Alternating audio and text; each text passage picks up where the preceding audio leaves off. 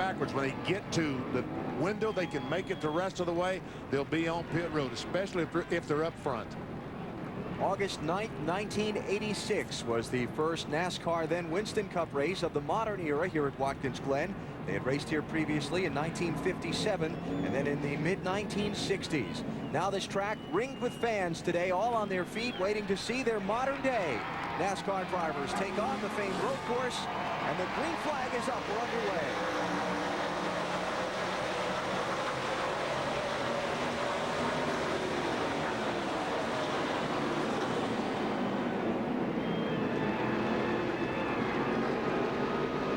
Trying to funnel all those cars down into turn one, and so far a job well done. Yeah, very clean start.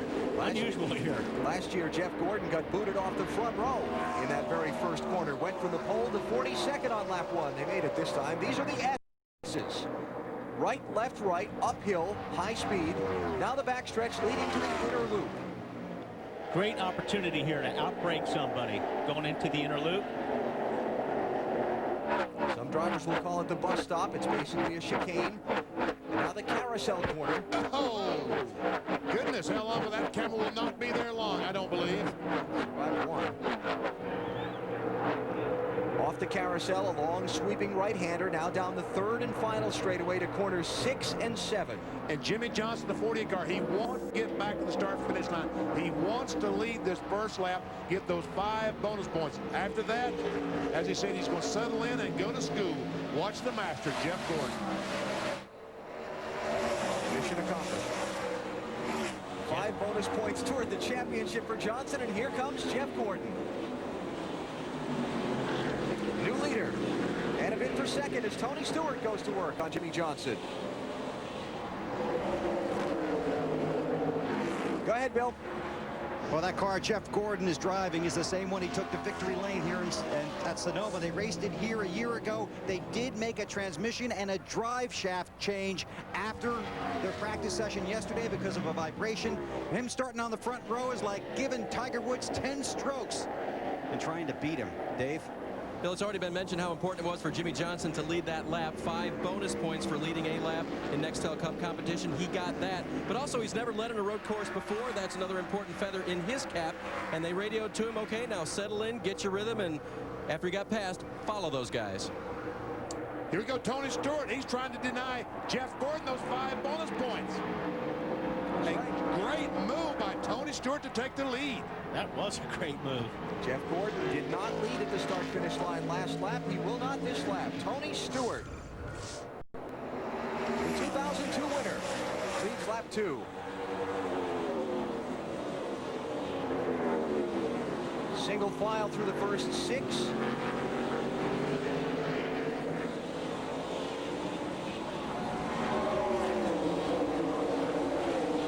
Single file back to about the first 15 or 18. As they sort it out in the opening laps.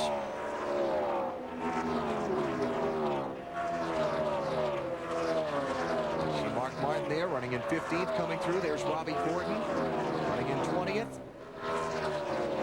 Ron Fellows will come into the view here in just a second. He's already picked up about 10 spots in the opening lap and a half. There's Fellows in the 1, Bill.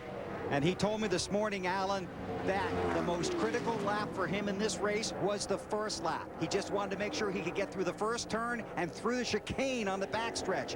Then patiently, and he underscored patiently, pick off cars one at a time. He wants to be 15th by lap 30. Then the race for Fellows will really begin. Well, he's 33rd now after starting 43rd. And that's what exactly he's doing. He's just picking these cars off 2 or 3 times a lap. Every time he gets into a braking zone, he's picking them off. There he goes by Ricky Craven.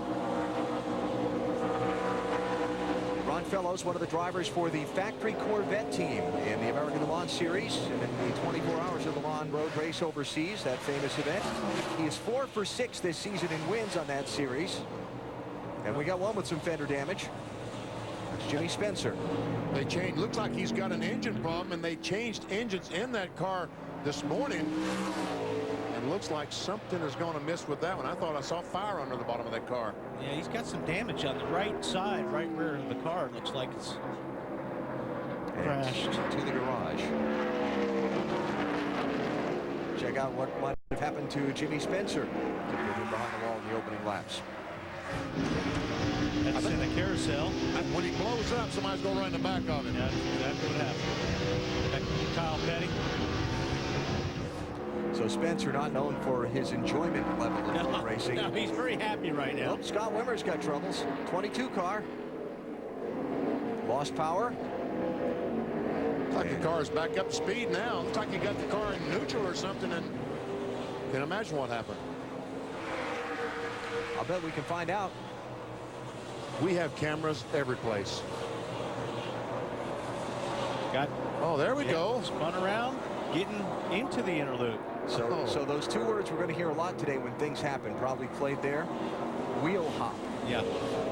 Wheel hop could have done it, or too much rear brake. You want to clue some folks in on what wheel hop might be? The best way to explain wheel hop normally, it can happen two ways. You can either have too much front brake where the brakes just grab too good and it dives, the front of the car noses down and the rear gets light, or you have too much rear brake. What happens is when you get down the corner, it's just like having two pogo sticks in the rear for shocks. The car just starts bouncing. And when it starts bouncing and you're trying to slow the car down, it's pretty terrifying. And it makes an awfully uncomfortable sound when you hear those back tires chattering.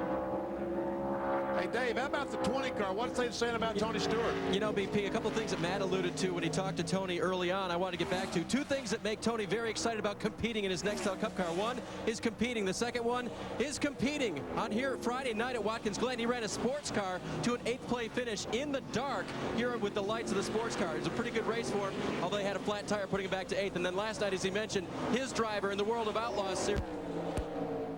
Goodbye, Dave. See you, Dave. The tech team to Dave Burns, please. I'll finish the front, though. Tony Stewart's team that he owns in the World of Outlaws series, Danny Lasowski, won their version of the Daytona 500 last night, the Knoxville Nationals. 4th time that the dude has won the race. Congratulations to him. Let's see if we can hear Matt through his whole report. What do you say, Matt? The 4th car in line, the Budweiser Chevy, Dale Earnhardt Jr. In fact, he and Tony Stewart nearly won the 24 hours of Daytona. Came within 20. Bye, Matt. Bye, Matt. Looks like it's just us, guys. Okay, we'll send the pit boys in for a pit stop, and we'll take a break. Tony Stewart is the second leader. Oh, wait a minute. There's the gravel traps. Dale Jarrett, one of the outsiders trying to get into the top 10. That's not what he needed. Oh, man, exactly what we said could not happen. Getting stuck in the gravel trap. And he is hub deep. Look at the back tire spinning. Look at the right rear tire just spinning, trying to get out. He's on the gas, but the bottom of the car is wedged up against the gravel. Inner loop. Inner loop. Bus stop, whatever you want to call it. And frustrated. And he'll lose a lap, at least a lap. See if we can Brian Vickers, see what the happens other here. driver. Give a check. Oh, wow. Vickers just hit that curve, hit it the wrong way, and he went flying into the 88 car, Dale Jarrett. Dale Jarrett was in the wrong place at the wrong time. And you saw Dale just before we went to the replay waving with his hand inside the car. Push me out, please. But they can't. It's going to take a record to get him out. Well, we figured we'd see this storyline today. We just didn't necessarily know it would be only 5 laps into the race. But Dale Jarrett, the 13th place driver in the championship, 55 points out of 10th starting the day, stuck. Oh, man. And once again, Brian Vickers is bringing the wrath of a veteran driver down on top of it. This is 3 weeks in a row. Now, does the 88 become the lucky dog? There are no lucky dogs on a road course. That's right. They don't use that rule at the road courses.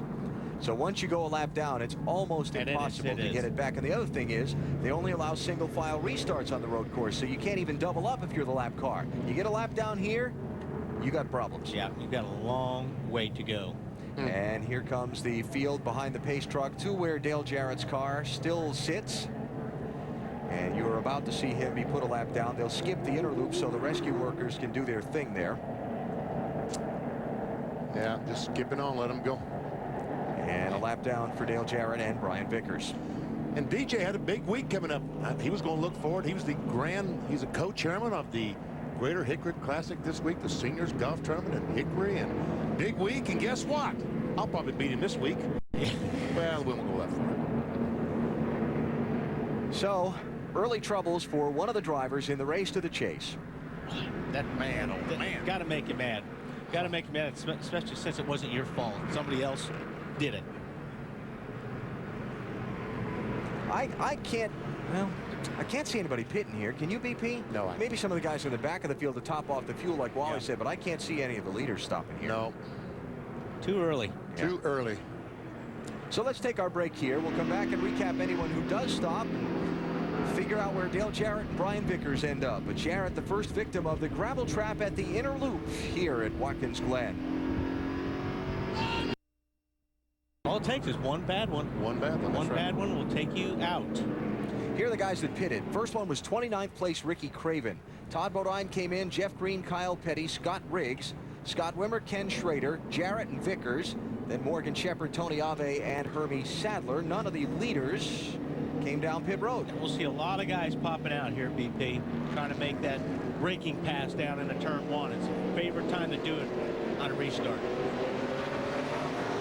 They can't pass till they get to the start-finish line. All right, now they start diving out. Jimmy Johnson didn't get a very good restart. Look at this. Junior going for third. Kyle Busch. Oh, baby. It gets real exciting down there on a restart. Whoa, Elliott Sadler with a little bobble off the curbs. He and Matt Kenseth almost got together right there, 38-17. Give it to 17. Elliott did not want to be on the outside down in turn two, the beginning of the S's. And he's already lost a lot of momentum being there as he's going to get passed here by Bobby Labonte. Robbie Gordon, keep an eye on that orange nose, a little bit back in traffic too. He's coming toward the front. Jamie McMurray and Ryan Newman go through the inner loop together. Wow. Heard Robbie Gordon say on Discover Card Countdown to Green, those fenders are important here at Watkins Glen. High-speed racetrack, downforce needed. Not only that, but you don't want to crush the front of your car. Wow, that's close right there. That was close. Because you've got all those openings for the very important brakes. Oh, look out. Oh, Robbie Gordon is wanting to get to the front, but he's got to be very careful. And Michael Waltrip's wanting to keep Robbie Gordon behind him. This is from the front bumper. That was a great shot. Of Robbie Gordon's singular Chevy. That is cool.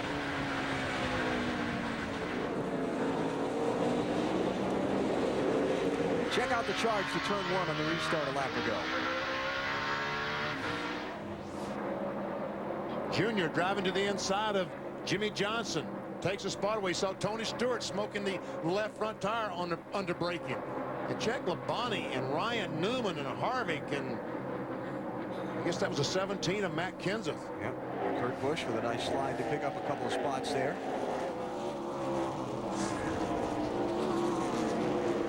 Hey, Matt, Junior looks to be a little aggressive right now on the A car. BP, he led 11 laps here last year. He wants a road course victory on his Nextel Cup racing resume. Has a Busch win here, but the car earlier in the race was tight. He said pretty much everywhere, but now it has neutralized, and he's trying to make his way to the front. Dale Earnhardt Jr. had a great run here at Watkins Glen a year ago, and he said that kind of proved, he finished third. He said that kind of proved his team had arrived as contenders on a road course. They hadn't enjoyed a lot of success in the Cup Series here before. He won a Busch Series race back in '98, but he said we arrived last year with that top five run. I was impressed last year with what Junior did on the road course in Martinsville. He really worked at being a complete race car driver in 2003. There's a lot of teams that, you know, all these guys get around this road course really well now. They put a lot of emphasis on this race. I mean, it just pays the same amount of points as any other race. So you have to get good at it. You can't use this race as a throwaway. Very important. And I think it's one of the great things about the championship. You have to be a good driver on a lot of different types of tracks to be the Nextel Cup Series champ. The Daytona drafting, the Martinsville short tracking, here at Watkins Glen on the road course, the big fast tracks like California or Charlotte or some of those places. You gotta have it together in a lot of different disciplines. And next week at Michigan, how the drivers will be searching for that new line around the racetrack to try to find some grip. It will be fantastic. Jimmy Johnson back to 4th place, Dave. Yeah, he got passed on that last restart, Alan, and he's not trusting his braking system right now. They changed it this morning. They had on there a system, a package, if you will, that they used at Sonoma this year. And Jimmy told me while we were riding around during driver introductions that they needed to change that because it was too aggressive. It was good for the short Sonoma track where you only have to pounce on them about one time. Here, there's so many high-speed braking zones. They said they needed to go different, and he still doesn't trust the way it's feeling right now. Bill? Dave, 24 car of Jeff Gordon. According to the driver, the car is just a little bit loose right now, but in his words, we'll be all right. So leading not important to him right now, but the car perhaps getting better as the laps go by. So he may not be feeling like Superman right now, but he thinks he can be by the end of the race. Watching back through, there's Jamie McMurray, 42 coming through, and Robbie Gordon up to 13th. Matt, what are they saying about Robbie's car? He's making a move. He was the Superman on the road courses last year, sweeping both races, trying to make his way to the front as well. Up to 13th, working on Michael Waltrip. Same race car he ran at Sonoma and the Glen last year, winning both. He says right now on the radio, the car is good. Not a whole lot of conversation, Wally. You know, as a driver, not a lot of conversation. That's good news for his team. Michael Waltrip, best finish here at Watkins Glen, 4th in 1990. Kevin Harvick trying to hang on to his spot in the top 10. He's 8th right now. The cape would be flapping now as we come back to Watkins Glen. Jeff Gordon has taken the lead away from Tony Stewart. And the all-time leading road course winner in NASCAR racing's back out in front. One of those spots you were talking about, Wally. Beautiful out-braking job. Down in turn 1. Tony knew it was coming. Yeah, he did. So Jeff Gordon, the 3rd different driver to lead the race, and evens up the bonus point tally with his teammate Jimmy Johnson as far as those 5 extra points that go for leading a lap in Nextel Cup competition. Now 4th place has changed hands. Kurt Busch has passed Jimmy Johnson, who's falling back into the clutches of Matt Kenseth and Bobby Labonte. Now, Dave, something up there? 2 laps ago, the championship leader radioed in and said this transmission is coming apart. His crew snapped 2. They went after a new transmission just in case, but he stayed on the track. And 1 lap ago, his crew chief Chad Knaus radioed to him, "Tell me about it when you can." Jimmy radioed back and said, "Everything's fine now." Oh. Well, they don't fix themselves, so. Piece of rubber or something bounce up and make it balky or then go away. Who knows? I guess he just couldn't get the car in gear. So we'll keep an eye out on the championship leader, Jimmy Johnson. How about our singular wireless race talk poll? We heard, oh, trouble. We'll get back to it. Sterling Marlin, that's just exiting turn 1. Caution is out, full course yellow, and the field is frozen. Just looking over at our... All right, all clear. Wow. I hear Greg Biffle has gotten a piece of Sterling Marlin. That was 22nd, 23rd. Last time they went by. And so yellow flag number 1 is out here at Watkins Glen. Let's check it out. Trying to outbrake him, and hard to see by that angle, but yeah, that was pretty obvious there. Wow. That's heavy contact with that right front. On board with Greg Biffle as he goes down the corner trying to get on the inside. Sterling gives him room, but just pushes up and catches that right rear. If you go back and see that first angle again, I think he hit that curb with the right side tires, Biffle did, and it might have jumped him to the left just a little bit. But for now, Sterling Marlin has a mess. A wrecked race car on his hands, and he's no longer running 22nd. Watch Biffle's right side wheels and the curbing on the right as he goes into the corner, driver's right. See if that doesn't move him over a little bit. That could be. Yeah, a little bit, but not that much. Not a lot, no. Okay. So we're under caution here at Watkins Glen International for this incident in turn 1 between Greg Biffle and Sterling Marlin. We'll see who comes down pit road. We expect most of the leaders when we come back in a minute. You're watching NASCAR on TNT. So, no leaders coming in to make pit stops here. We were starting to talk about our singular wireless race talk poll when the incident happened a moment ago. During Discover Card Countdown to Green, we talked about a lot of the safety innovations that have come along in the last 12 months in NASCAR racing. We want to know what you think's been the most important of those safety advancements. The safer barriers, softer walls, if you will, no racing back to the caution, the escape hatch in the roof, or some of the fire safety apparatus that's now on board the cars in the trunk and the driver's cockpit and so on. Can I ask the fans to please vote the way I would? No. Come on, I know what you're thinking. Please. Come back. Please. There's how you vote. We'll see if you agree with BP a little bit later on. Pit stops from the leaders expected when we come back. Right now, the pit lane is closed. The pace truck is out in front. There's no. Second says Junior. no. Junior's in. Jimmy Johnson's in. Kenseth doesn't make the commitment line. Harvick says yes. Sadler says no. Man, oh man. But everything. Go ahead, Matt. 7 laps ahead of what they had scheduled for their first pit stop. They're going to make a track bar adjustment. The car was a little too free in some areas. This could really shake things up if we get a green-white checkered finish today. Ron Fellows from 43rd to 18th. He's going to give all that up. Pitting the car's a little tight. They want to free him up on the left-handers. He's good in the S's. They're making a change that they made yesterday in practice, but this is a very, very long stop. Burns. The 48 car of Jimmy Johnson will change 4 tires, air out of the rears for better grip. They cannot do anything to the transmission. He doesn't have first gear. He, wow, pushes it off in second. It lugs off pit road. Well, that's going to be big for the rest of the day trying to get off pit road, especially if they were to make a green flag stop. Right. That's right. So Jimmy Johnson had no first gear. Casey Kane heading out. Marty? That was a rough stop for Casey Kane's guys. The car's actually pretty good. They are tied in turn 2. Otherwise, pretty good. They made an air pressure adjustment trying to fix it.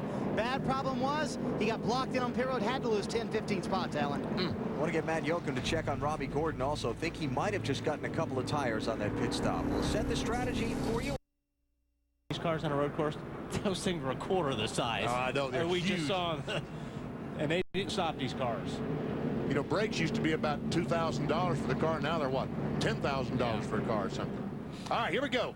Jeff Gordon leads. Tony Stewart is second. Kurt Busch third. Matt Kenseth fourth. Bobby Labonte fifth. None of those drivers pitted under this caution. That means we'll see them on pit road under the green fairly shortly. There you see guys flaring out. Mark Martin. Whoa, that was interesting. Jamie McMurray went to the outside of the 38 car of Elliott Sadler, but couldn't pull it off. And now has to fend off Mark Martin. First driver off pit lane on the stops, Robbie Gordon. He's in 13th place. Let's also mention that Casey Mears pitted under the green just before the yellow.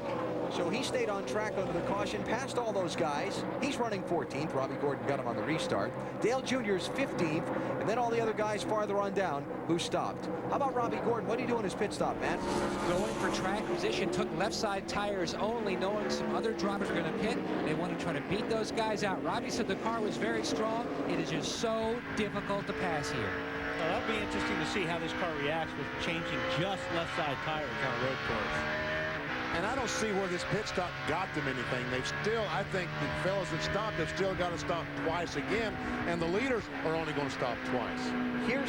Here's the trick to the strategy and the rub to the strategy these days. First of all, the big picture on strategy is start at 90 laps, which is the distance today. Take your fuel mileage number and count backwards. You want to stop as soon as you can and stay on track longer later in the race. With the gravel traps out here, a lot of crew chiefs I talked with this morning, Benny and Wally, we're talking about how many laps of yellow do you want to gamble on there being to see if you can stop before the next guy. And you have to count at least, give yourself a couple laps for a green, white checker. Right. And that's what they're all thinking about. Bill's got Sterling Marlin with him back in the garage. The crew working on the car, your version of what happened out there, Sterling. I got run over by a bug-eyed dummy, I guess. You know, it's just patient still here, and just drove in there, mile over his head like I done Gordon last year, and took us out. Just hated if all the guys on the Coors Light team just there making laps then, and can't win for losing. I tell you something all the time. Well, That's a quote that'll make the papers. Yeah, and I feel Sterling is right there. That could have been avoided. Biffle could have cracked the throttle and give Sterling a break on that deal and not turn him into the guardrail. But Sterling's in the garage getting repairs, being shown back in 40th place now. And Greg Biffle continues on in the race. Anthony Gordon's able to get by Terry Labonte, move up another spot. Robbie's up to 12th. Here comes Casey Mears trying Terry. There. Wow, it's going to pull it off. A couple guys going to get by Terry. Junior, Kevin Harvick. Don't want to be on the outside going to that corner. Even like that. But I think Terry must have some problems. He lost a lot of ground there. Had some brake problems in final practice yesterday, if you remember, so maybe they didn't get it all fixed. Looking for Ryan Newman, 10th place driver in the championship, all the way back to 30th, Dave. Had problems with their brakes yesterday, and they made big changes overnight. Did it fix their problems? Listen. I'm really giving up a ton, and it ain't going to get any better. It's actually gotten worse as I've gone here. I'm at the edge here as far as stopping, and I'm having to bump them down every straightaway. The problem is I don't think we're going to fix this by bleeding in the front. We bled them 3 times this morning, and it's, you know what I mean, it's not fixing the issue. They changed calipers, rotors, pads, even manufacturers, so they had to change all the brake ducts as well.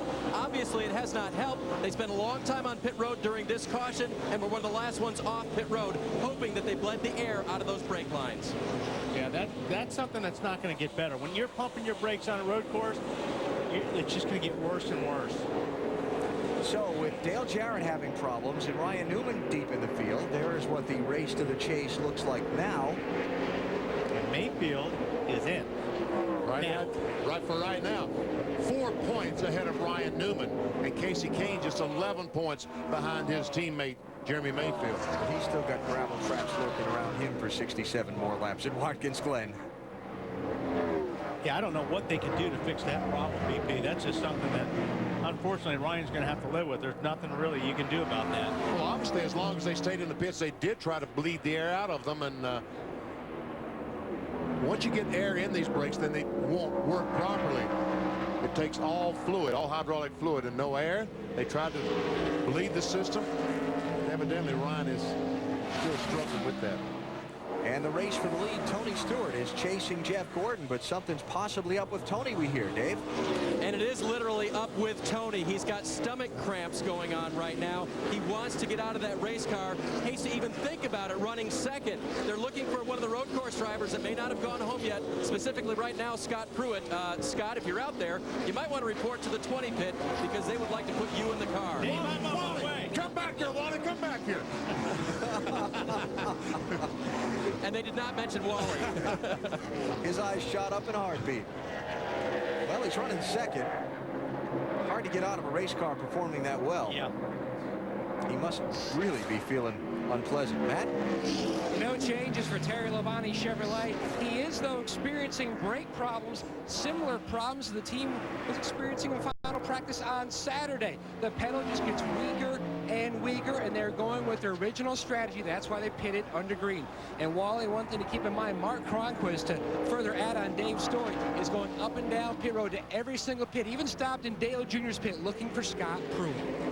Wow. Tony poked the nose out from behind Jeff Gordon with a bid for the lead, but wasn't able to pull it off in turn 6.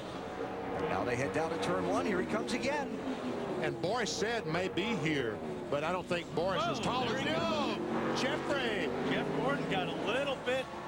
He slid the car under braking there, and that's what cost him that spot. I don't think as tall as Boris said is he could fit inside Tony Stewart's car. That's going to be the other problem, is getting somebody that can fit in there properly. I was thinking about you because you're almost the same size as Tony Stewart. Don't keep tempting him with that, BP. He will put the headset down and run for a minute. So Tony Stewart back out in front. Now Kurt Busch working on Jeff Gordon for second. Uh-oh, this is unscheduled. Yes, it is, because he was just on pit road under the caution a minute ago.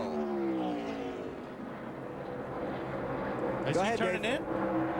Is he going to the garage? I think he's going to turn in the garage because all the boys are leaving from the pit stall here. Going to go work on that car in the garage. It might be engine because of the transmission problems they've been having, and it might be transmission. So, but it's not good for the championship leader. Did he just say it's terminal? I heard Jimmy Johnson. That's 2 weeks in a row for the NASCAR Nextel Cup Series championship leader. Remember, Jimmy Johnson out at Indianapolis with an engine failure, and now here at Watkins Glen, he could potentially finish 40th in this race. These DuPont guys need to get back to their pits because it looks like that Jeff Gordon may be having some kind of problem. Comes Kurt Busch into the picture. Yeah. I think. Wow. It looks like, yeah. Jimmy Johnson would give up the championship lead if he falls out of the race here and Jeff Gordon is able to finish. But what a great time to have trouble. I mean, if you got to have trouble in a season right now, This is the season to have trouble in. This is the time to have it. That's right. Here's what Jimmy Johnson said just a minute ago. That's terminal. Won't even turn over. Engine. Dave, you got more? Well, just that Jimmy's very disappointed with this, obviously, but it's because he was so much better after using Jeff Gordon's setup on this road course. He'd been running his own setup up until this race, a softer front end, and he finally went over to Jeff's side saying, you know, if Jeff's that good, I've got to try it. And he was happy about where it was going. Bill? Dave, that 24 car of Jeff Gordon just will not get in the go coming off those right-handers. He's really frustrated that the car just will not go when he comes off the right-hand turns. They're going to try and fix that about a lap or two away from pitting. Well, Bill, are they saying why it's not going? Is it an engine thing or is it a He chassis said, a few laps ago, Wally, he said that he has plenty of brakes. The car's just not stopping the way he wants it to. And then just a lap ago, he said the car just will not go on the right-handers. Elliott Sadler comes down pit road. Scheduled green flag stop, Matt. Very solid run going for Elliott Sadler. He says the car is very much to his liking. You can see a chassis adjustment made on the 38 car. It was a little tight on the right-handers earlier, and an air pressure adjustment for the 38 car. Oh, and he stalls the car. Finally refires. He's down and away. So Elliott Sadler, who had a terrific race at Indianapolis in the Brickyard 400 last Sunday with a third-place finish, never run better than 15th here at Watkins Glen, and he's back on track after a green flag stop. But you see, he's going to be back on the racetrack in front of the leaders. And now he hopes that a caution flag would come out. They would all pit, leave him on the racetrack in front of them. Matt Kenseth running fourth, Bobby Labonte fifth, Jamie McMurray sixth. Here's McMurray trying Labonte for a spot. Wendy's race menu next Sunday. 2 miles, high speed, Michigan. Be a lot of fun. And then it's on to the night race at Bristol. The direct opposite of exactly what he said about Michigan. Yeah. Short track, full ring. But it'll still be fun. It will. Labor Day weekend, the California Speedway, the day into night race there, and then the race to the chase ends at Richmond, and we find out who makes that top 10 and contends for the title over the season's final 10 races. Our Wendy's race menu. It's the best race among the top 10 at this point. Kenseth, Labonte, McMurray for 4th, 5th, and 6th, and you see 3-time Watkins Glen winner Mark Martin moving into the picture. Up from his 15th starting spot. Mark did not pit under the caution. We expect we'll see him on pit road sometime soon. We'll see these guys fairly soon, because one thing you do not want to do here is run out of fuel. If you do, if you're by the start-finish line, you will not coast back. And here comes Kurt Busch, Matt Kenseth, and Mark Martin onto pit road. Let's check with Bill in the garage.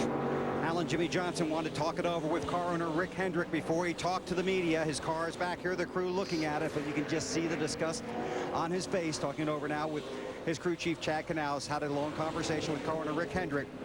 You can see Chad with a smile, and they won't talk about this after noon tomorrow. That's when Chad says all the bad stuff's behind us. Matt.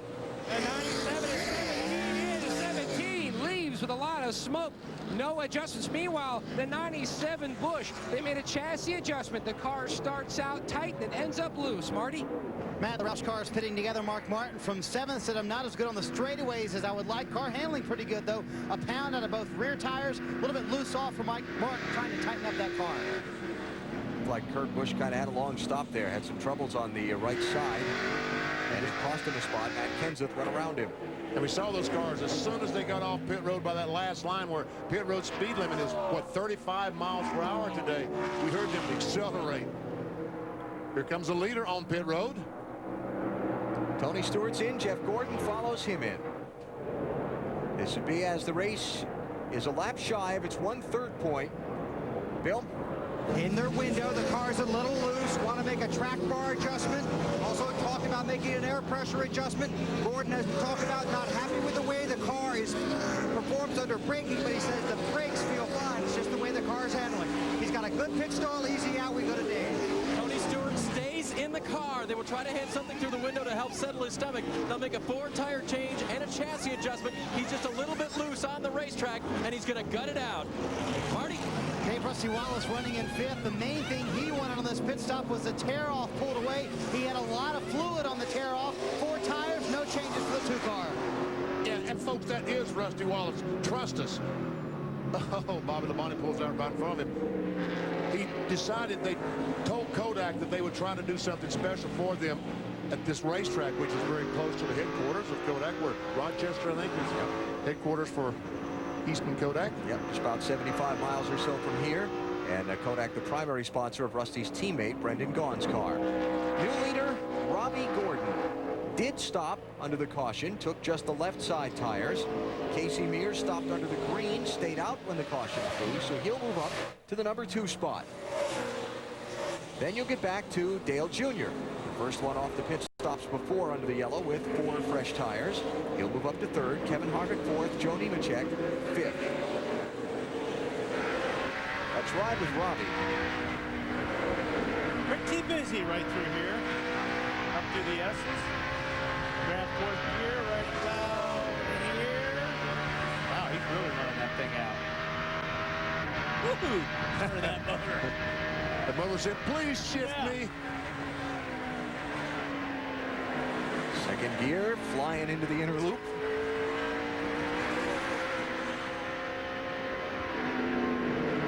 Really got to tiptoe through here. Matt. Wally, does it look like he's out for a little Sunday afternoon drive? Yeah. That's exactly what he says. The car feels absolutely great. I feel like I'm just cruising. Pumping the brakes. Yeah, we talked about pumping the brakes. You saw his left foot as he got down to that corner, just pumping, trying to get a brake pedal. Watch him again. Yep, and that, like BP says, you're trying to get a brake pedal. It's also a security pump. Make sure those things are there. In the kitty litter, Herman Stand on the gas. Oh, come on. Oh. Buried it. Caution's out. That is in turn 1. And we'll bring out the yellow flag for a 3rd time in the race. And the pace truck already has picked up leader Robbie Gordon. So cycle of pit stops complete. We'll figure out where Jeff Gordon and the rest of them are running in just a moment. Robbie Gordon, the new leader here at Watkins Glen. Big story on the day so far. The championship leader, Jimmy Johnson, is in the garage area. Robbie Gordon won here at Watkins Glen. Or something down there. Looks like he just lost his brakes. They go to the corner and the car just doesn't slow down. There is some smoke from the tires, but it looked like it might have been a rear tire or something that locked up. He tries to drive it through. Yes, if that gravel hadn't been there, he'd have run into the outside retaining wall pretty hard. Right front locks up. It looks like he's got too much front brake and not enough rear brake. So stuck in the gravel trap, bringing out the caution. None of the leaders pit. We'll take a break. You're watching NASCAR on TNT. And say, did you say Boris could fit? I think Tony wants to get out of the car based on the tone of his voice, but he said he would gut it out. Zippy told him they needed to do it under caution if they were going to do it and get it over with. So that's the discussion now between Boris and Greg. We'll try to find out if they decide yes or no on a driver change. Okay. Well, it killed track position, wouldn't it? Yeah. Well, you got to do it sooner than later to try and get some of that track position back in the late laps. Got some gravel to sweep off the track, so that's why we're still under the yellow. That's brawny. Back at Watkins Glen as the green flag waits for the restart. Robbie Gordon is the leader, and they quickly fan out on the Watkins Glen front stretch. Wally, they better start funneling down. They will not fit for the line. No. Oh, yeah. Somehow, some way, they all made it.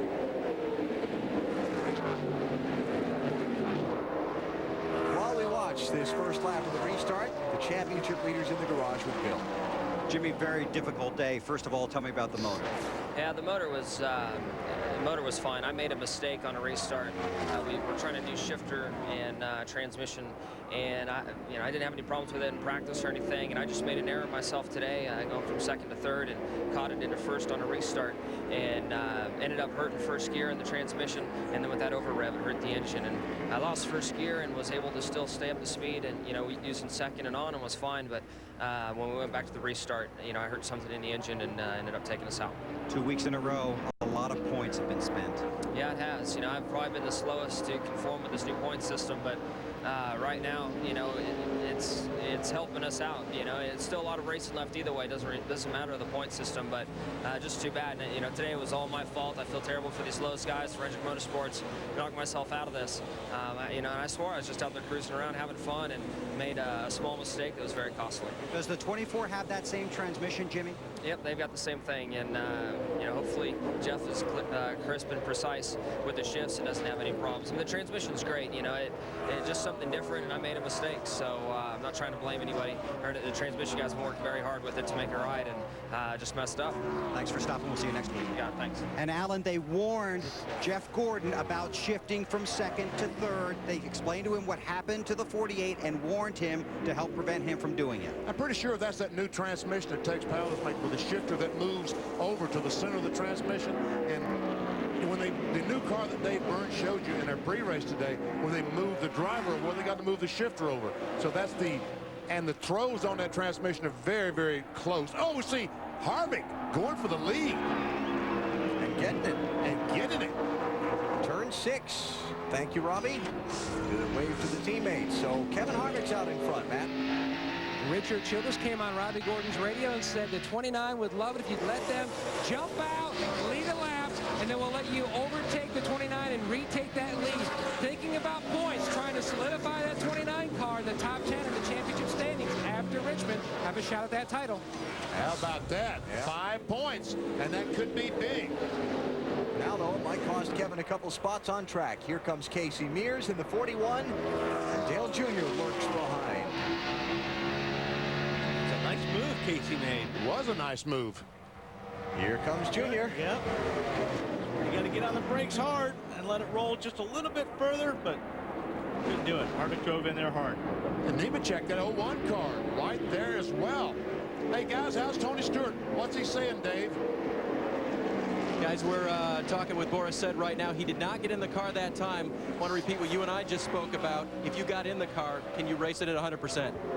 Probably not at 100% because I'm a little taller than Tony, and I got in this backup car, and I can fit in it. It's just the steering wheel's kind of pressed against my legs, so I could probably drive 80%. Just I'm sure that'll help him out. I hear his legs are cramped up pretty bad, and I've tried to race with cramped up legs, and it's not a good thing. So hopefully he can go the whole way, but I'll stand by and hopefully I get to drive. But I don't like doing it under these circumstances, but hopefully he'll go the whole way. He's a great guy, and he's pretty tough. If not, I'm ready to go. The last word from Tony was, guys, we need to do this, even if he can only get in for a short period of time. Matt? Terry Labonte had brake problems earlier in the race. He came on the radio telling crew chief Jim Long, it has broken, something is broken, it will not refire. So troubles there for another of the Hendrick Motorsports entries here at the Glen today as Terry Labonte is coasting slowly so far. Here's Tony Stewart looking on Michael Waltrip. He'll be for 6th place. And by the way, Tony restarted in 13th after the shuffle of track position on the pit stops. Jeff Gordon restarted in 15th, and Jeff is now up to 11th.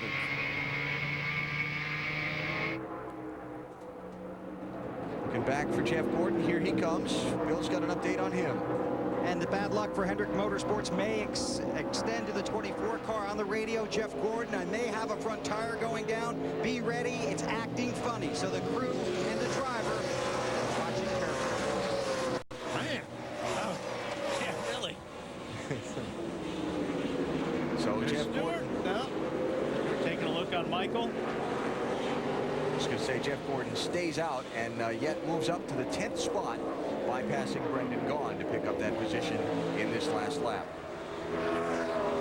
Singular Wireless Race Talk poll, your opinions on the most significant safety innovation in NASCAR over the past year. BP, they agree with you. I think I swayed the folks, didn't I? I don't think you swayed them. I think that they're just right. Yeah, thank you very much, and folks. you're just right. Because on that one. They've talked about that for a long, long time, and I applaud NASCAR for the work they've done, and it's just tremendous seeing these guys hit the wall and that impact reduced by about 50%. Because they're going to hit the walls. Most important, but they're all good moves. I'm glad NASCAR made. They should be all 25%. These are all equally important.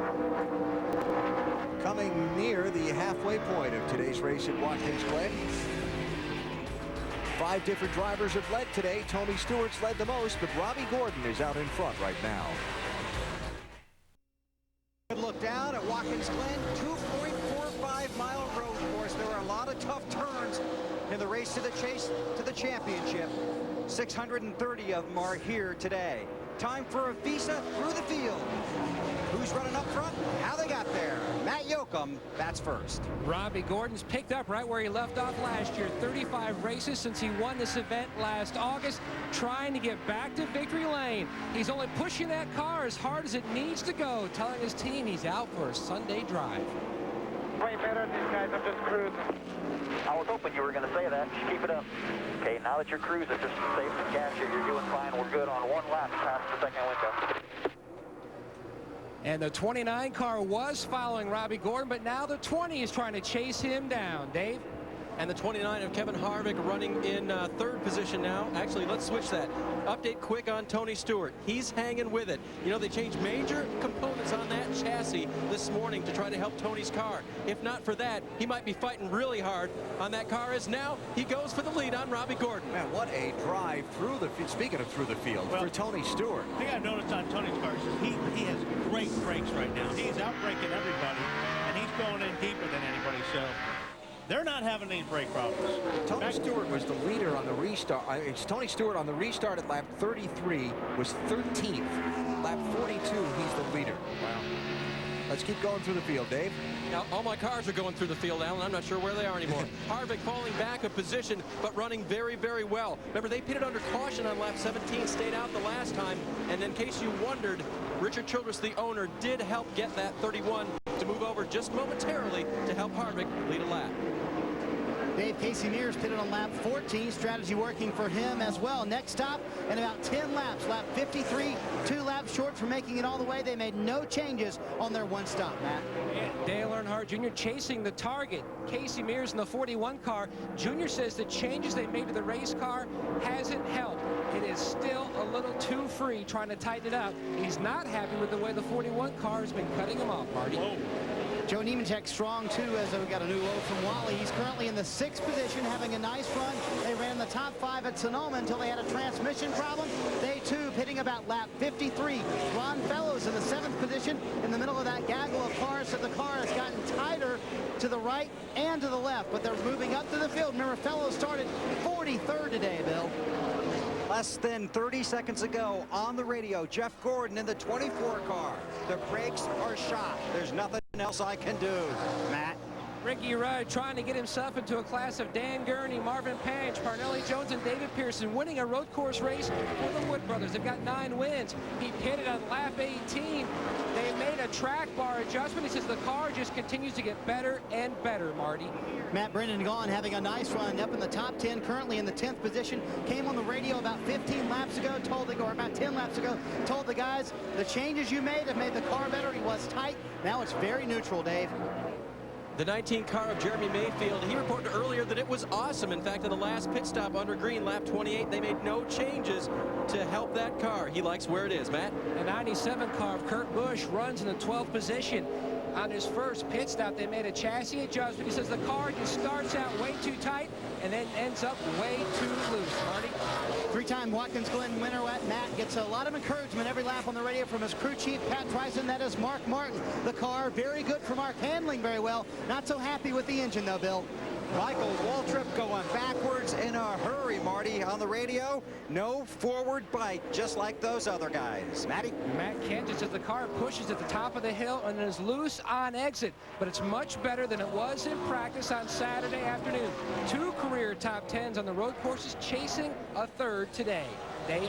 Bobby Labonte reported earlier that Harris's car was just a little bit loose on the right-hand turns, but they didn't make any changes on the last pit stop under green, meaning that the car is handling a lot better. Trouble ahead there. Casey Mears has gone around at the exit of the inner loop. Everybody's on the brakes. That was a fast recovery. I'm telling you, where did Brendan Gaughan come from? Out of the smoke? Well, out of the smoke, he must have gained 5 or 6 spots. When Dale Jr. jumped on the brakes, and saw, what was that, Kevin Harvick went into the inner loop and then had to stop to keep from getting a penalty. So running positions greatly shuffled as the field comes to halfway. You may see Casey Mears on pit road here. He's looking like, well, he stays on the track. Okay, thought he might have been slowing and making a pit approach. Kirk Shelmerdine with some trouble. Excuse me, that's Tommy Hubert driving Kirk's car. Oh, he's a lot of damage to the front of that car. Dave? Let's talk about the leader, BP, the 20 car of Tony Stewart. Guess what? They've told Boris Said, thank you very much. Our driver told us he's going to gut it out. Tony, leading the race, will stay in the car. All right. How could you get out of a car that strong? Yeah. So halfway through today at Watkins Glen, the running order in the top 10 shuffled. It's Tony Stewart, though, out in front of second place Joe Nemechek, whom you ride with. NASCAR on TNT at Watkins Glen International with today's NASCAR Nextel Cup Series race having just passed the midway point. We've had wholesale changes in the running order in the top 10 behind leader Tony Stewart. Set that for you in a second. First, let's check the Coca-Cola Racing family. That'll help us set it. See, Kevin Harvick has fallen back to 7th. Kurt Busch is running 10th. Michael Waltrip 12th. Bobby Labonte 15th, all behind leader Tony Stewart. Dale Jarrett suffering bad luck earlier in the race. Got hit by Brian Vickers, stuck in the gravel trap. He's a lap down and way back in 34th place. Now, Tony Stewart, the leader, made the charge from 13th up to 1st in about 10 laps after a set of pit stops and a caution before. The man in second place, besides Stewart and his health or not health issues today, the cramps that made him consider getting out of the car, but he's changed his mind. Here's Ron Fellows, 43rd to 2nd. And that's not a big surprise. No, not really. We knew that was coming. Marty. Oh, we got smoker, Marty. That would be Ward Burton. That looks big. Have not heard a call for a caution flag yet, so we stay under the green. Now the call for the caution. Yellow flag. 42 to go. Oil on the track. Well, I would guess there is oil on the racetrack because that certainly looked like an engine problem in the zero car. 42 to go. Now what do you do? Well, I don't think you can make it from here, so... And I think a lot of people are going to come in after. And Gamelik, wow, the right side of the 12 car looks like it's flattened in, beat in. Okay, let's see if we can figure out what happened. Or who it was with. It would be Morgan Shepherd in the 89. Did the same thing Vickers did. Yep. Another curb hopper. Oh, did it happen there? Yeah, it did. So troubles on the 10th place driver in the championship coming into today, and Ryan Newman running back last on the lead lap right now in 31st place. Talked about this race being critical in that race to the chase, and it might just be. Got a lot of guys struggling here today. Dale Jarrett with troubles and Ryan Newman with his problems. Casey Kane having a decent day as we check the championship standings.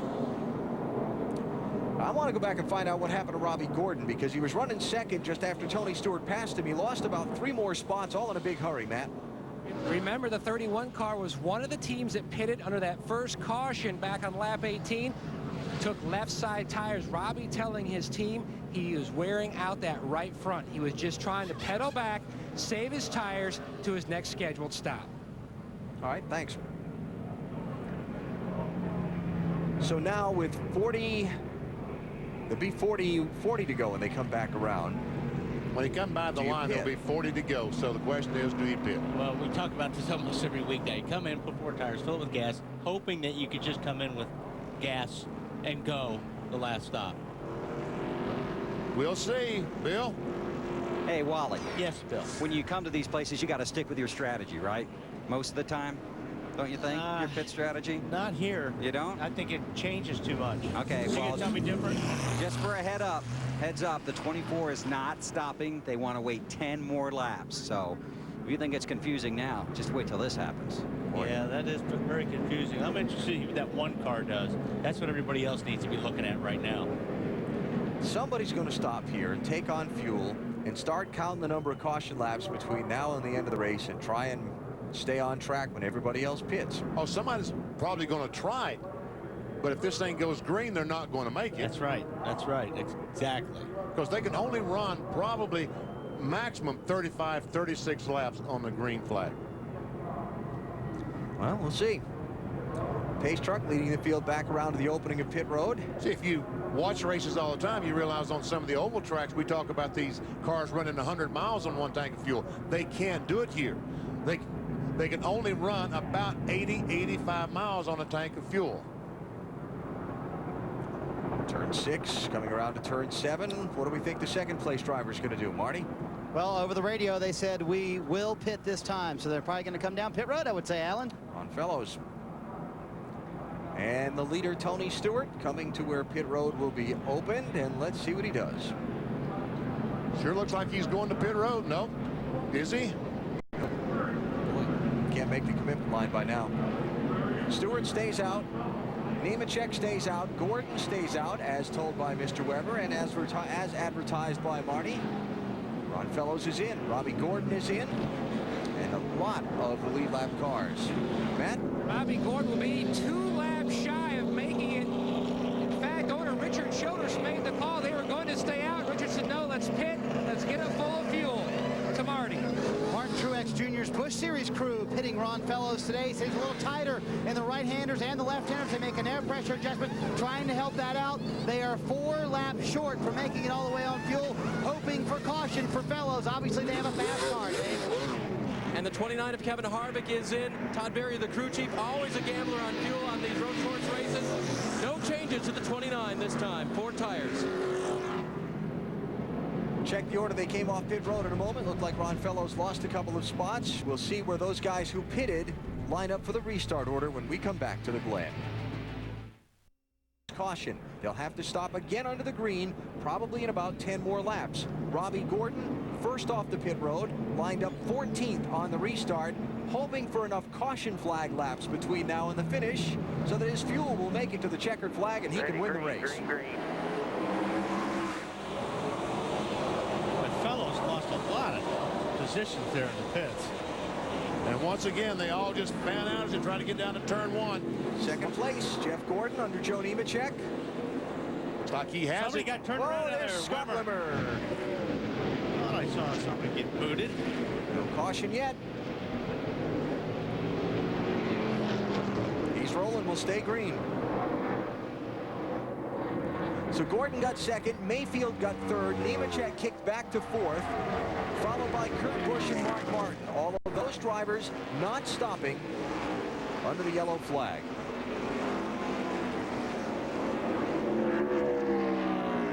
We investigate the incident. Well, let's see if we can see what happened down there.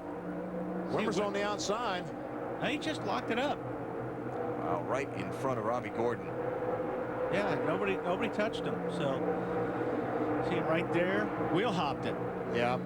See that left rear tire jumping up and down? Yep.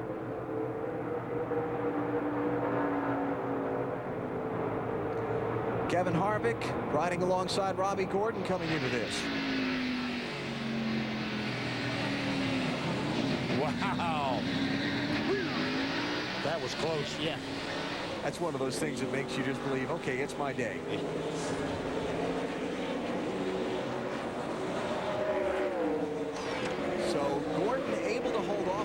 through that as you see the charge of the guys who made the pit stops. Here comes Ron Fellows right behind them. Let's talk about this fuel strategy. Can they make the finish, Matt? Robbie Gordon at this point of the race, Alan is 2 laps short, but when he was told the number of laps, he said, well, we have pitted, we have fresh tires. The other best car in this race is at the front of the field. He will have to pit. All we will have to do is a splash of fuel. I like where we are sitting. I hope he's not forgetting about Ron Fellows. Yeah. He pitted and had a very good race car just before that last caution, and runs only 2 spots behind him. So I guess that is a good point. If they have to stop, all these leaders are going to have to stop and change 4 tires. Robbie may have to stop, but he, as he said, will just put a splash of fuel, just 6-7 seconds in the pits, rather than 15 seconds it's going to take for the leader. The first micro power shaving system from Gillette is new M3 power, the new power behind the Gillette Young Guns. We check the standings of the drivers in the Young Guns program, and note that all were in the top 10 in the championship standings at the start of today's race, some faring better than others here at Watkins Glen. Jimmy Johnson out with an engine failure, Ryan Newman with brake problems.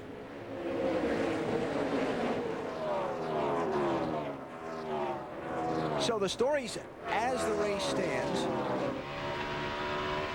Robbie Gordon, Ron Fellows, do they have enough fuel to make the finish? When do these guys in front of them stop, and how does the track position all shake out? As we ride with Kyle Petty in 11th spot. Kyle Petty making his 700th NASCAR Nextel Cup start here at Watkins Glen today. He's been around for a little while, it's pretty fair to say, since back in 1980. We talked with Kyle earlier this weekend about what the number 700 means to him.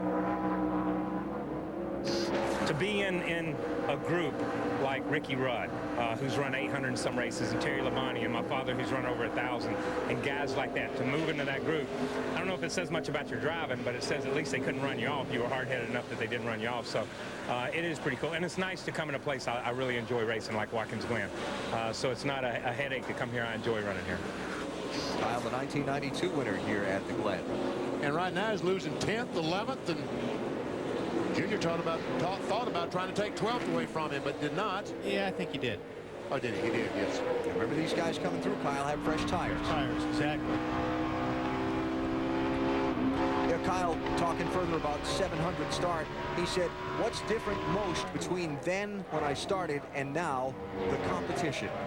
He said, today, any one of 30 cars, maybe more than 30, could win the race on any given Sunday. Back then, maybe 8, maybe 10 at most. That's a fair statement. So Kyle hanging on back there in 13th spot, and we check the gap from first place Tony Stewart to second place Jeff Gordon. Jeff Gordon just can't do anything. He's over 2 seconds behind Tony Stewart right now. So Stewart out in front has led the most laps of any other driver today. Question is, how will the strategy play out in determining the winner?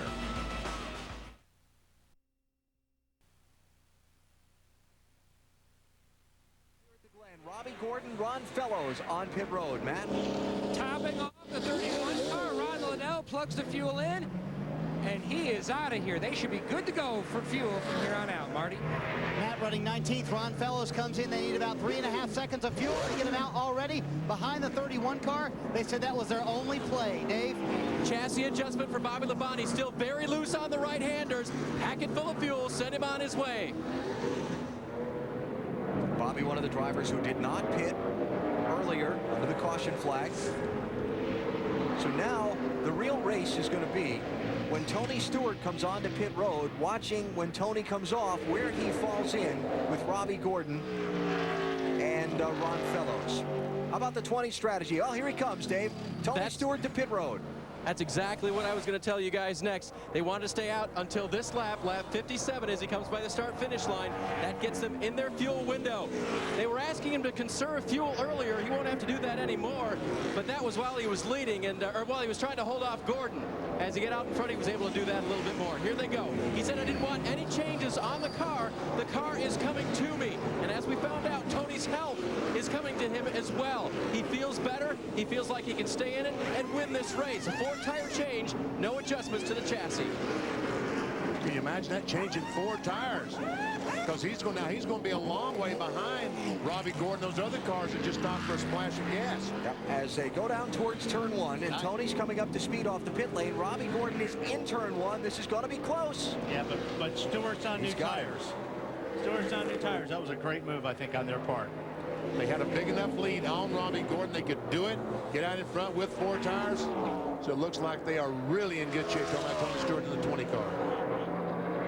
So Greg Zipadelli with the strategy call that's got Tony Stewart track position on Robbie Gordon. We believe both now have fuel to the finish. You see Ron Fellows lurking back there, waiting on Jeff Gordon to make his final pit stop. Gordon the leader now that Stewart has come in. And Gordon about a half a lap ahead of these guys on the track.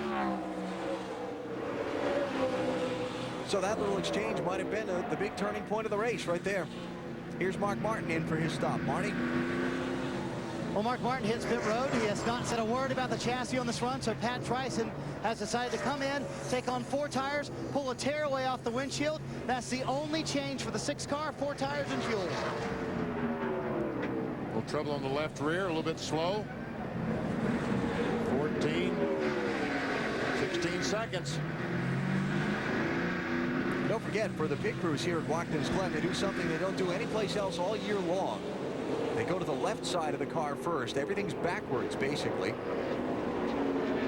They all practice it. They all work with it, but it's still not normal for what they're used to doing. Not normal. Like you, Alan. Not normal. If you didn't take advantage of that opportunity, I'd have been disappointed in you, Wally. 4-time Watkins Glen winner Jeff Gordon. Is this the lap for the pit stop? Yes. Bill? It's going to be 4 tires, guys. 1 round on the right here, 4 tires. Jeff Gordon's car is not running that well. It's really worse on the left-handers. You can see the brake dust coming off the front and the rear tires. And again, these guys have swapped the rear and front tire changers. The guy that normally does the front does the rears here, and the guy that normally does the rear tires is working the front. Good stop for Gordon, making sure they get all the fuel in it. Stalls it, now he's on his way. He's having some trouble. That's going to cost him. He really is. Had trouble getting off pit road. Sounded like he was in second gear or something. Tony Stewart has just gone by Jeff Gordon while Jeff runs the pit road speed limit of 35. There you see Stewart and Robbie Gordon and Ron Fellows and a host of others.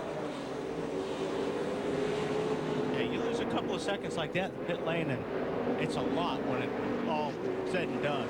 Tony Stewart made up a lot of ground there. Wow. Jeff lost a lot of spots. So what he needs now is a caution to come out, allow him to close up to Tony Stewart and regroup. Here's your leader pending his final pit stop, by the way. And that's why they all stopped on the green flag. Exactly what you're talking about. Hope the caution flag will come out and they can make up all that space free. That's why Kurt Busch has to stop on the green flag. 1/3 of the race yet to go. Here's Kurt Busch in for his final pit stop. Dale Earnhardt Jr. becomes the leader as things continue to cycle around. Matt? The 97 car is in. Dale Earnhardt Jr. will come to pit road next time by. Tire change and chassis adjustment on the 97. They still continue to try to dial this race car in. They go to work on the right side of the car. The Bud guys in the A pit are up on the wall waiting for juniors. The 97's away. Left front fender on that 97 car repaired after a practice crash yesterday here at Watkins Glen. And Kurt Busch looking to see where his strategy shuffles him out. Kurt 7th in the championship standings, only 104 points ahead of 11th starting the day with 5 races to go in the race to the chase. Now there's the leader, Dale Jr. And he's got to come to pit road. He can't sit out there and wait till a caution flag comes out, because he'll have to start behind all these guys that have pitted earlier. All we're going to do is a splash. Don't be sliding those tires coming in, but come on in here. Tony Eury Jr. Oh, don't miss pit road. There you see the 8 signboard for Dale Jr. just past the end of the guardrail. They're just taking gas.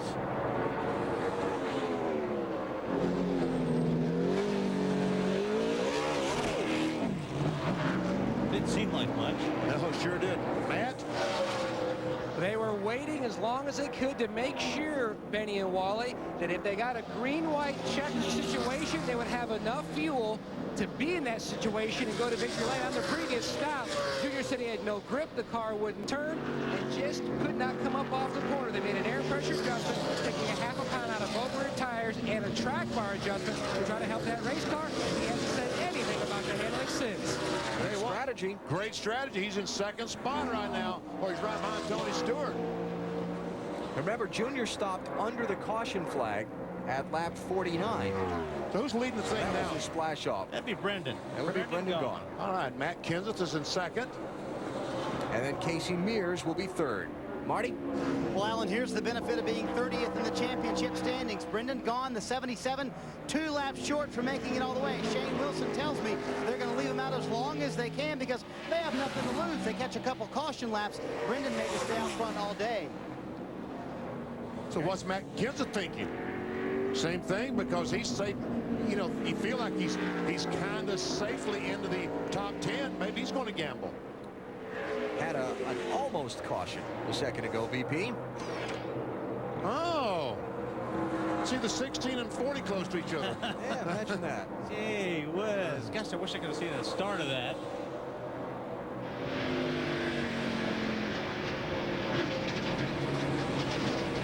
Doesn't look like today that the 40 car had anything to do with it, Wally. In fact, Bibble just got in the corner to her, it looked like. So there's the race for the lead. Brendan Gaughan, Matt Kenseth. Strategy still playing out and shuffling up the running order here at the Glen. NASCAR Nextel Cup Series at Watkins Glen International, the famed New York road course where Brendan Gaughan is leading Sirius satellite radio at the Glen. That's the name of today's race. He's out in front of Casey Mears, the new second-place driver. Matt Kenseth just ducked onto pit road under the green flag seconds ago for what would be his final stop in the race. And we'll check where Kenseth comes out as the field cycles back around across the start-finish line. Go ahead, BP. Is it time? Yes, sir. Cue the duck. It's time for our Aflac NASCAR Nextel Cup trivia question. Who is the only Cup champion competing today without a top 5 finish on a road course? Anyone come up with that? He's not leading, by the way. No. All right, I'll give you a hint because you can think on this one for a while. It took me some time. Survey says the defending series champion. Best finish on a road course has been 8. Yep. That's amazing. Jeff Gordon, of course, one of the former series champions in today's race with 8 road course wins, but Matt hasn't broken into the top 5 quite just yet. Come back and set the strategy to the finish for you in a minute. Brendan Gaughan leads at Watkins Glen. It is Casey Mears. 41 car slipping by Brendan Gaughan a half a lap ago in the inner loop to take over the top spot. Wow, Brendan Gaughan is gone. He is gone. Something is up with that 77 car. Here's the pass for the lead. Brendan just kind of moves over. I think he feels like something is going wrong. And so that was the change for the lead in the inner loop. Now they come down to turn number 6.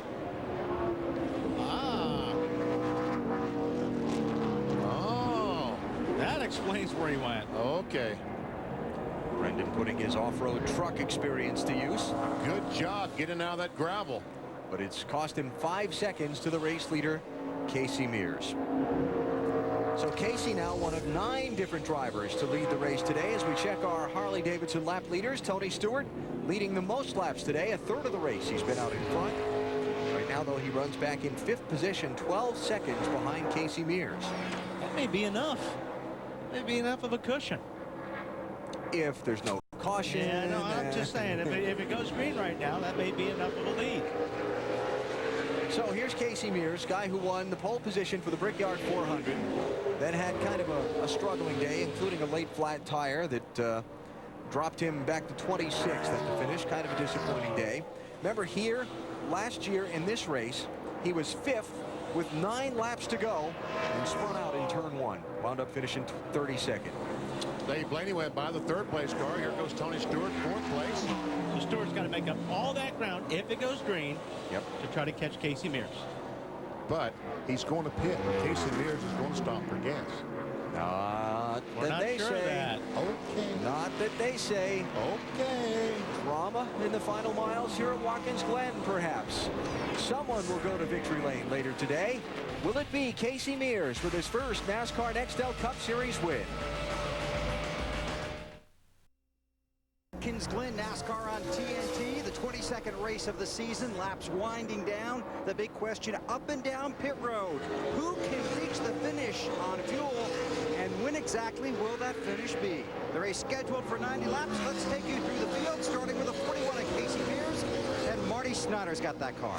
11th most popular saying on the radio, save fuel and trouble on the racetrack, Brendan Gaughan. Oh, second place runner Brendan Gaughan is stuck in the gravel trap, and the yellow flag is out. Watch those wheels spin as he tries to get out. But I can tell you, Brendan, it's pointless. Forget it.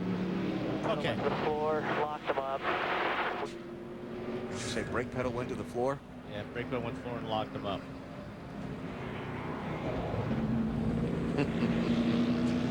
On the rocks with Brian Vickers, Dale Cherry, Sadler, and now Brendan Gaughan. Not a group you want to be You involved. told them not to go in the rocks. I said at the very top, don't do this. So from second place to potentially a lap down, here's what happened. Watch him coming at you. Man, he's sideways back in the straightaway. Yeah, right when he got on the brakes, that thing went sideways. Look at the rocks coming out already. From the other off course. Rock excursion. Yeah, stop short, stop short, stop short. Oh, no. Just about 6 feet. Yep. That's too bad. Having a good race in front of his sponsors' home fans. Rochester, New York, home base of Eastman Kodak. But not going to be the kind of finish he was hoping for Brendan Gaughan. While the pace car gathers up the field, we'll check our Napa field summary. 9 leaders on the day. Tony Stewart has led the most laps. Other leaders today, Jeff Gordon, Robbie Gordon, Brendan Gaughan, Casey Mears, Earnhardt Jr., Harvick, Kurt Busch, and Jimmy Johnson. This now the 5th caution flag of the race, this latest one. And just 7 cars out of the race. Ward Burton and Morgan Shepherd, the latest of them, both to the garage with engine troubles. Greg Biffle may be headed that way as well, as we're under the yellow flag here at Watkins Glen on the NASCAR Nextel Cup Series. Pretty wide right there. Blaney quick, and Stewart needs to get by Mears quick, and, you know, get away from each other. How quick you think? Turn 1? Are they I would say turn 1 is going to be really exciting again. Okay. All right, and don't forget Robbie Gordon lurking back in 7th. We just heard from his crew chief. Here comes the restart. 15 to go at the Glen.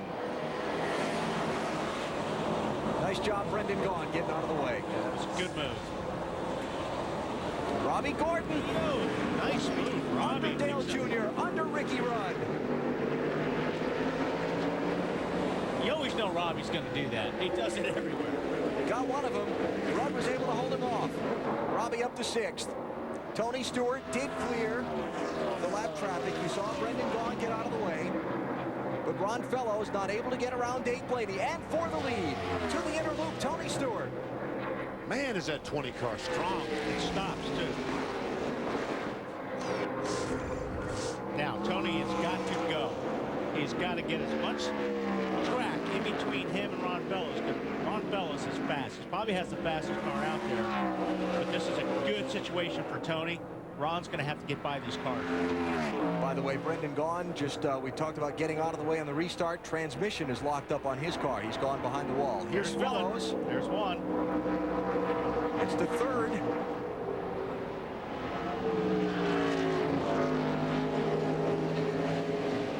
I just see this getting interesting because Fellows on the longer runs really seem to hold more of his speed than some of the other guys. Robbie Gordon going to try Ricky Rudd again. That's for 5th. Smoking one of the inside tires. And Dale Jr. trying to follow him through underneath Rudd. So Gordon to 5th, Jr. to 6th, Rudd to 7th, Jeff Gordon sits 8th. Robbie Gordon, I don't think he can do anything with Fellows and Tony Stewart. I think they have better tires than he does. I agree. Jeff Gordon on Ricky Rudd. Gets himself a spot. But Tony Stewart is getting away from Ron Fellows. There's the gap. First, second, third. Stewart, Mears, Fellows. And we'll check our AOL top speeds at the line and check the last lap times among the front runners.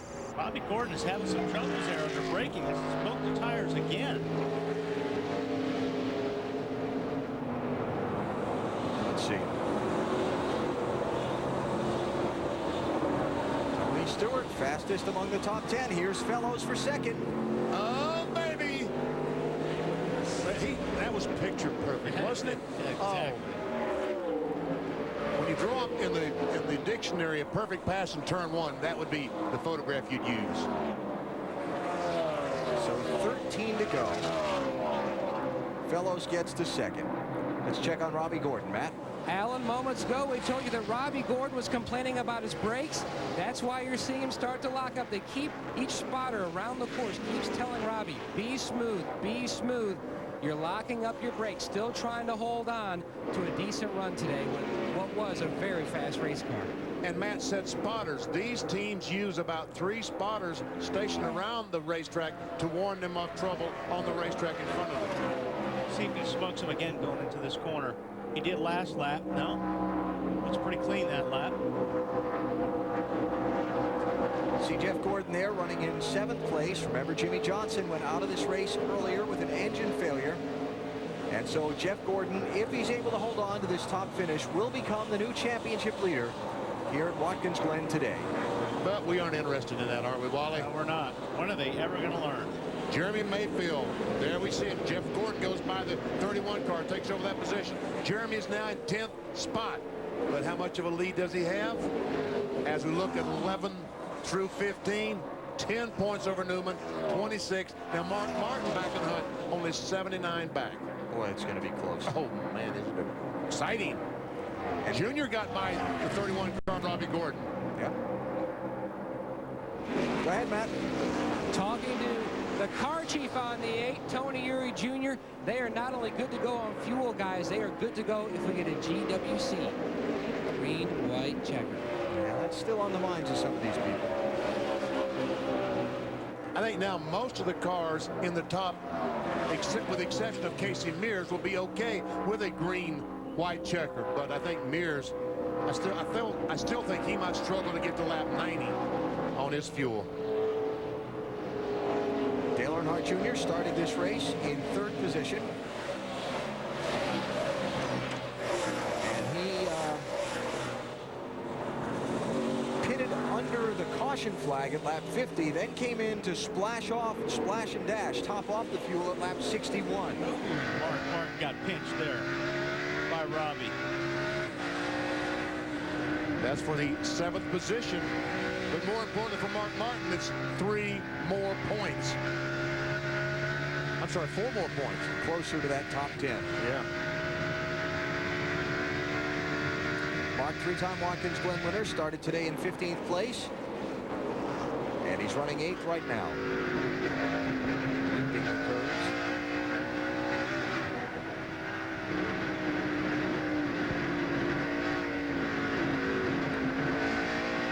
Boy, he's struggling to get through the carousel, Yeah. it sounds like. Yeah, well, it looked like Robbie was too.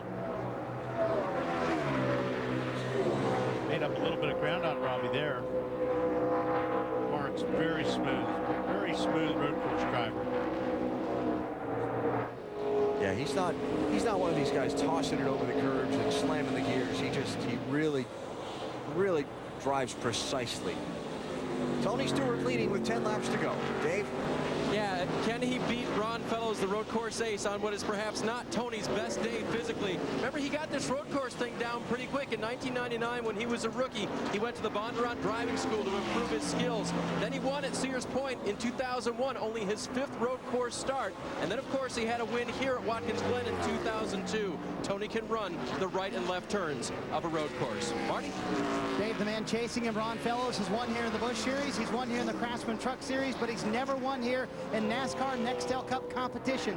He has said nothing on the radio this time. In fact, you don't hear a spotter talking to Ron. All they've said, be smooth, hit your marks. If we do get a green-white checkered, they can make it on the fuel.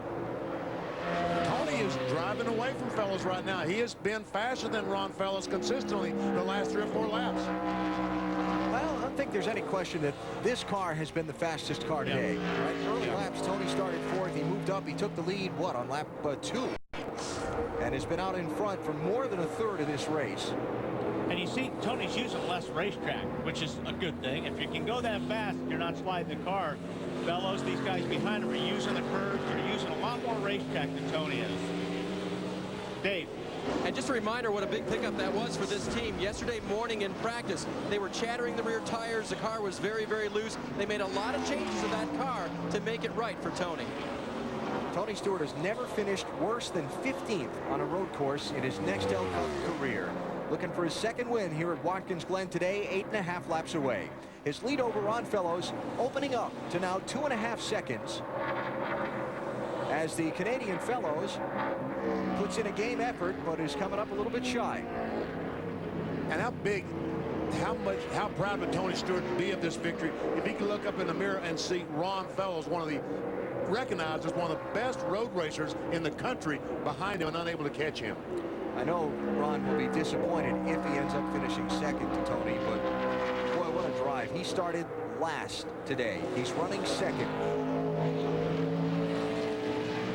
So smooth, so good behind the wheel of these cars. And you heard the report from their team's pit about what a help that Ron Fellows has been to the corporation, Kevin Mannion saying. Ron doing a lot of work to help this team develop their road racing cars, which has helped this driver, Dale Jr., as well as Michael Waltrip. Go ahead, Matt. Fellows has certainly helped the entire DEI road course program. Now, Dale Earnhardt Jr., last 3 road course finishes, an 11th, a 3rd, and an 11th. Working on another top 5 now. Now, to add to that list of items we told you earlier that's wrong with this car, add the brakes. He keeps telling his team, remind me to keep pumping up the brakes. They're trying to hold on for a top 5 finish, Marty. Matty, what an outstanding day for Dave Blaney. Currently in the 6th position in his last ride in the 30 car. I talked to him earlier this week about what he might do after this week. He said he didn't know. He may work out things with Bill Davis, maybe go back there. But he said if nothing else, he can go be crew chief for his 10-year-old son, Ryan. They have had a terrific day today. The best finish the 30 car has ever had is a 5th at Michigan last year. Currently Blaney in 6th. Trouble on the racetrack. Bill. Transmission trouble on the 24. Do you have any gears at all, Jeff? They're asking. I just got 4th. He just told them. Wow, he's going to get passed by a lot of cars. That's just, and they warned about that while he said, be careful, there was a long line of cars coming behind you. He pulls to the right, he'll zoom by on the left. Boy, what a disappointing day for Hendrick Motorsports. Jeff's going to go from 4th to who knows where in the final 7 laps of this race. As Mayfield just went by him, so Gordon's back to 9th and dropping. Mark Martin looked like he got by the 30 car, but he might have made contact with the 30 doing it. Had some damage to the left front fender, some smoke off that left front tire on the 6. Boy, Jeff really boxed these guys up behind him. Well, he's definitely going to go to 26th, if not a lap down before this is over. Here's what Jeff said a minute ago on the team's radio. Got any gears at all, Jeff? Right now I got 4. Got 7 to go. We're just going to take care of it best we can. Robbie Loomis and Jeff. And this racetrack in just 4th gear. Oh, that's going to be... I don't even know if you can keep the minimum speed up in 1 gear around this place. Just going to be slow. Ron Fellows has chopped a little bit off of Tony Stewart's lead. About a half a second. But, well, that's a lot to make up in a short period of time. It goes back and forth. I mean, 1 lap, Ron Fellows will be a half a second faster than Tony Stewart. Then the next lap, Tony Stewart will be a little bit faster than Ron.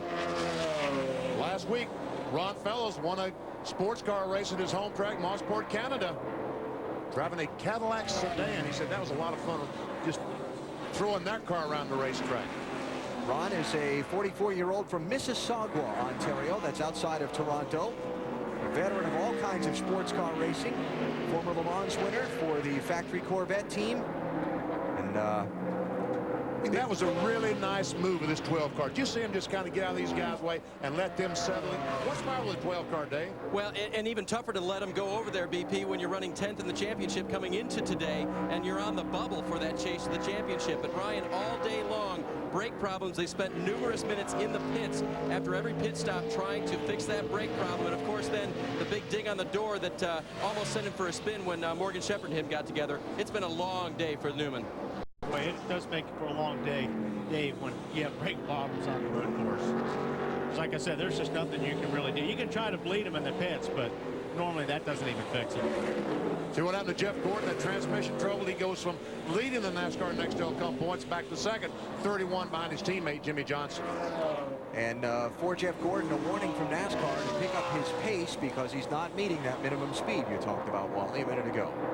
Now, the third place car right now is Casey Mears, the 41 car. This lap for the next one is when he was going to run out of gas. Just want you to know that beforehand. Okay. Okay. So Fellows doing all he can to try and catch up to Tony Stewart. Catching him is one thing.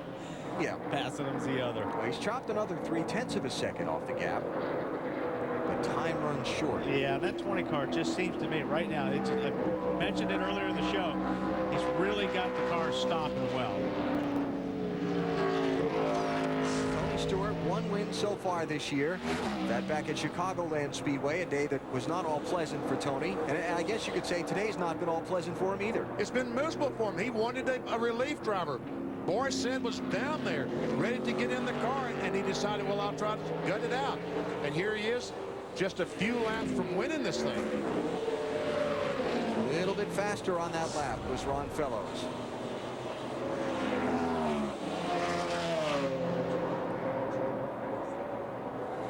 Hey, Marty. Yes, BP. The 41 going to make it, you think? He is going to make it, BP. I told you I've checked with Jimmy Elledge 3 times, and when you said that on the air, I went and checked with Jimmy Elledge for a 4th time. Yeah. And he said, tell BP, I think we're fine. Don't worry about us. Okay, there he is. He's still going. He's still going. I agree with you. Casey Mears in position in that 41 car to record his best ever Nextel Cup finish. 7th 4 times his best finish. He could get his first top 5 today if, as Jimmy and Marty say, he's got fuel to the finish. That's right. He's not going to run out of gas. Okay. I would love to see him have his best finish ever. Because, and Jimmy Elledge, his dad worked with me many, many years ago. I'm pulling for these guys, but I think he's going to run out of gas. We'll see. Well, here it is, 1st to 2nd, and that what will be the story at the end of the day here at Watkins Glen on the track. The championship standings may make the headlines tomorrow, but let's see who's going to win the race. Rod Fellows lost a couple tenths of a second to Tony Like I said, it's been going back and forth every other lap. That last lap. Fellows a big fan and season ticket holder of the Toronto Maple Leafs. I think that Tony, he realized they told him there's 3 laps to go. I think he's reaching down and finding a little bit special to keep this gap between him and the 1 car. You got to make sure you catch traffic in the right place, not the wrong place, because he could catch a car in the wrong spot, and Ron Fellows will be there. A broader picture for Tony Stewart.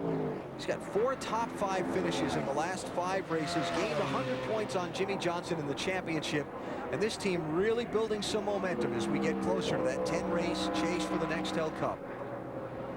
Could be really, really tough to handle in those final races, Dave.